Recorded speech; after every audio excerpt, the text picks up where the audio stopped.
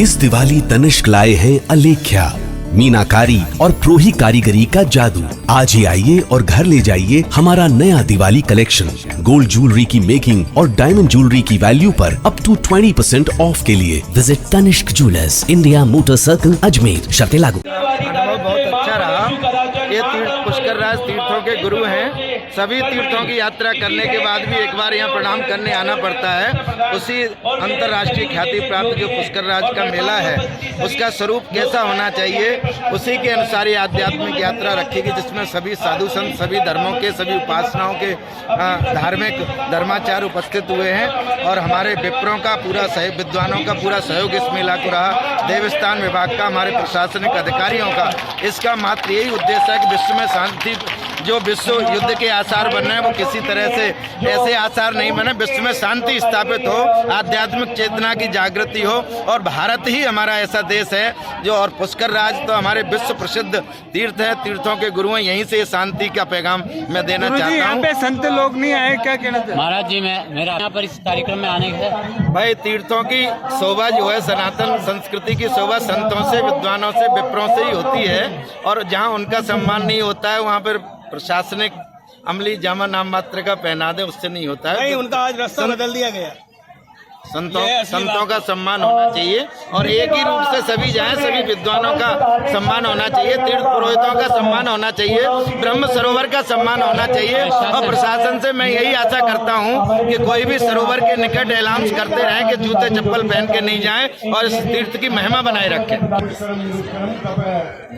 पिता ब्रह्मा जी की इस पावन धरा पर, जहां ब्रह्मा जी ने सृष्टि यज्ञ किया था, जो वैकुंठ भूमि कहलाती है, वहाँ आज कार्तिक एकादशी से पूर्णिमा तक जो महास्नान होता है, उसी की आज एकादशी के दिन आध्यात्मिक पदयात्रा से ये धार्मिक मेले का शुभारंभ होता है। और आज हम सब ने, पुष्कर में श्रद्धालुओं ने, धर्म प्रेमियों ने, सामाजिक धार्मिक संस्थाओं ने, सबने मिलकर आज पुष्कर में एक आध्यात्मिक पदयात्रा का आयोजन किया, जिसमें सभी लोगों ने, धर्म प्रेमी सज्जनों ने, श्रद्धालुओं ने बढ़ चढ़ के भाग लिया। वो गायत्री शक्तिपीठ से प्रारंभ होकर और परिक्रमा होते हुए, ब्रह्मा जी के सामने होते हुए मेला मैदान में आई। यहाँ मेला मैदान में सभी संतों महंतों का स्वागत सत्कार किया गया और जिन संस्थाओं ने अपनी झांकियाँ सजाई और उनका सबका सम्मान किया गया।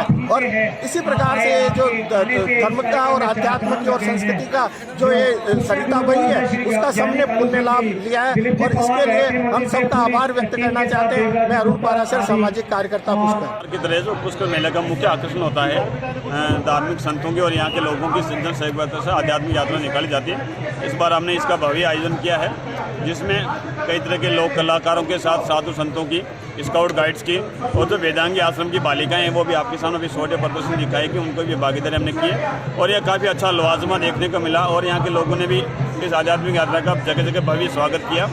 और हमारा प्रयास रहेगा कि हर बार ये यात्रा इसी भी अच्छी तरीके से निकले।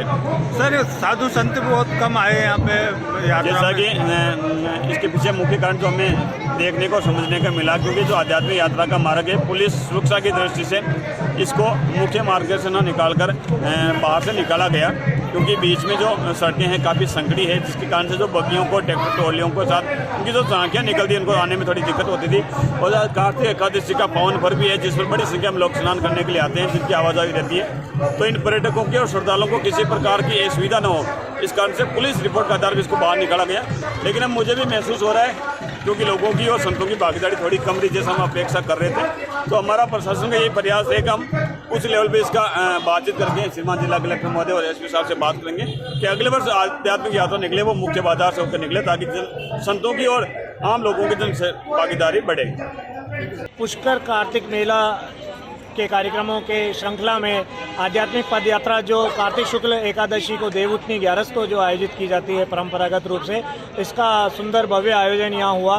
गायत्री मंदिर से ये यात्रा प्रारंभ हुई। आचार्य कैलाशनाथ दादी जी के मंत्रोच्चार और स्वस्ति वाचन के द्वारा विभिन्न जो पधारे महानुभाव थे, उनके सेनाचार्य जी महाराज और विभिन्न जो गायत्री पीठ इत्यादि संस्थानों के जो संत महंत इत्यादि यहाँ पधारे थे, उनके द्वारा और जो पदाधिकारी सरकारी जो कार्मिकगण हैं और कमल पाठक जी चेयरमैन साहब के द्वारा हरी झंडी दिखाकर इस यात्रा को रवाना किया गया।